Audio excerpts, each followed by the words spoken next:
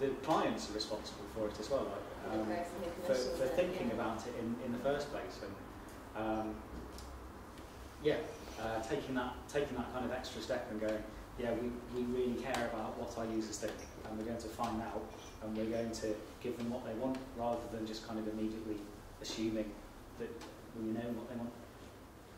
Because they're the person that kind of empowers all these methodologies to happen, and for allowing all these different departments to work on the user experience and actually commissioning it in the end. But again, you're from an agency which does this more sort of external measurements and external advice. Yeah. Do you think that the people doing the design and build can ever adequately be honest with their client about their own work? Because it seems like a crazy position to be in, right at the top when you're saying the client expects you to get it right.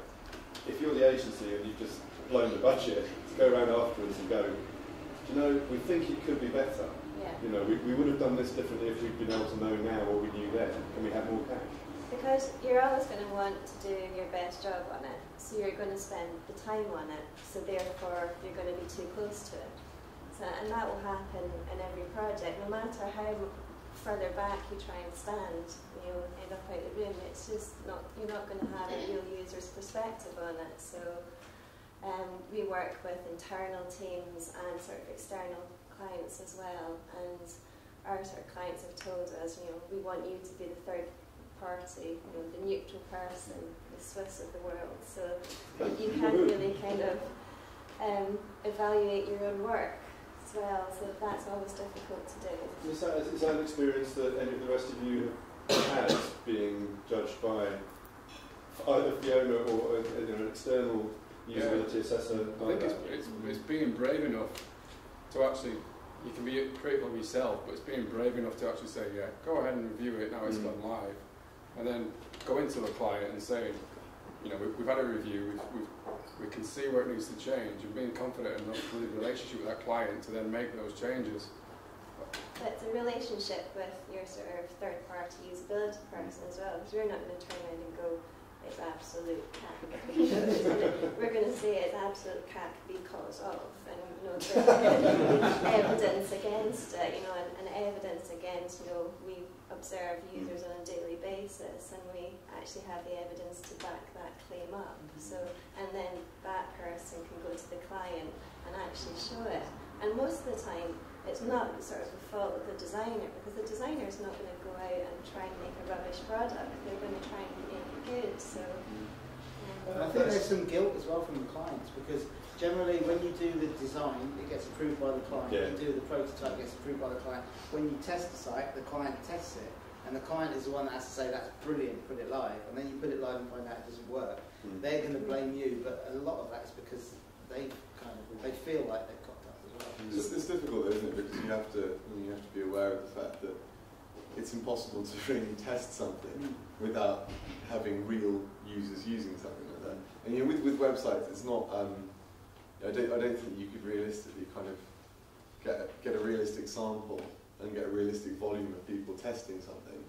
That are going to be in the target market for that website without it actually being live and actually being used. You never test a plane without flying it, but you test an e-commerce site with 20 people using it. And this is not going to work. To tell you what products to buy as well.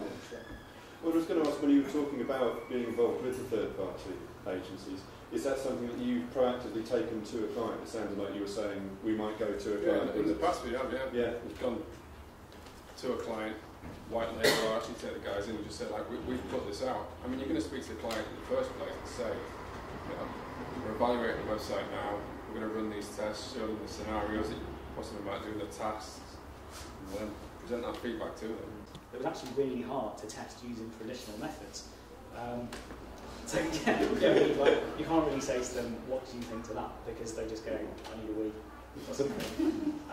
So we worked with those people who had a really good understanding of those users, and that helped give us a really good insight into how they thought.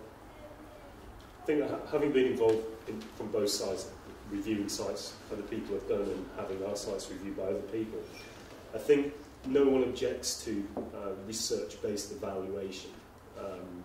If someone's got data to back up their intuition or back up their feelings about a site, yeah, that's fine, and when we give that information back to people, they say it's fine.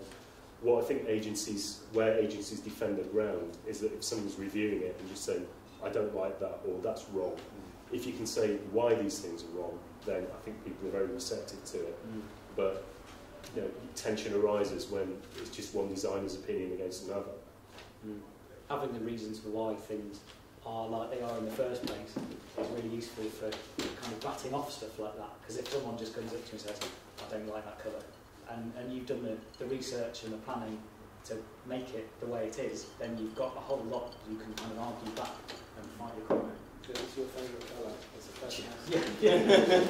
We still don't like it anyway. But Yeah. I'm just going to come on to some audience questions in a moment, so if you've got any, then start racking them up now. But just to sort of tail on the end of that, as a curiosity, again, having been agency side myself in the past, do you think user experience and usability is one of the best sledgehammers to smash your way into some new business? It's because, you know, seeing somebody else's work on there and going, oh, God, that's horrible, let's tell them. No, I don't think that's really. I don't know. I mean, I don't think the clients are really receptive to kind of just someone sort of turning up and going, "Hey, you know, on your stuff shit." I think it's a good way of getting the meeting. But you have to prove it. That's that's the thing. So if you go and say your form is absolutely terrible, you want to do this here, and all you've done is move some asterisks and change some capital letters, and they're not going to be that impressed. So it's the proving it that's the hard bit. Which I guess is another incentive for making sure that you've had a third-party assessment externally done, as you have in the past, to be able to say, well, we are confident of our stuff online, or... Yeah, because it's easy to criticise somebody else's work on personal preference. So you've got to back it up with some facts. And you may just find out that you've just completely cussed the client's favourite colour. Maybe they like sheep on their website. Who knows? But yeah, I mean, I think it's more. I mean, I think usability is definitely a way of getting into a client, but I think it's more based on your previous work and the previous usability work that you've done, and what they think of that. You know, because they will look at it and they'll go, "Wow, that's beautiful," unless you're very good at it. And demonstrating how that made a difference as well. You know, that will always. I think you maybe kind of run the risk of like if you like do a site review kind of unasked and then barge in with all your opinion, and then you find out that actually the person who made the site has done all this research and planning into it, and you've kind of you've essentially made a mistake, like you've misjudged the site or the users, then you can really shoot yourself in the foot by doing it. So I think it's a big risk to take. Yeah. And it's also funny what users clients pick up on, because we've just done some work with a big client, and there's a website that's all about real-time stock information, and we've done a massive MOT, about 70 pages, picking holes in the whole thing, and all we had to do was say that their news page was 2 years out of date and it's real-time information, and that's all they go on about. And they're like, oh, it's just a disaster. They've ignored everything else that we've come up with, but it's ticked their boxes.